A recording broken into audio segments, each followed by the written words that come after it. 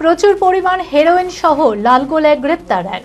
শুক্রবার গোপন খবরের ভিত্তিতে পুলিশ এক ব্যক্তিকে আটক করে তল্লাশি চালায়। উদ্ধার হয় ৩৯২ গ্রাম হেরোইন সহ আরও বেশ কিছু জিনিস।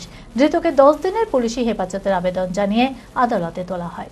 শুক্রবার গভীর রাতে লালগোলা থানার পুলিশ এক সন্দেহভাজন ব্যক্তিকে আটক করে তল্লাশি চালায়। উদ্ধার হয় ৩৯২ গ্রাম হেরোইন, একটি মোটরবাইক, একটি মোবাইল ফোন।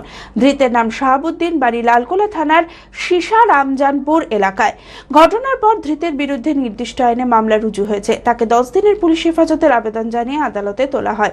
এই ঘটনার সঙ্গে আর কে বা কারা যুক্ত আছে তার তদন্ত শুরু করেছে পুলিশ। অনেক তারার মাঝে রামধনু রঙে যেখানে সবাই সাজে সাজে নামি হোক কিংবা দামি পেয়ে যাবে সব রকমই, ছোট হোক কিংবা বড় কেনাকাটা হোক আরো আরো নতুন ফ্যাশনে নতুন tradition Libas family store. Libas Libas Libas family store.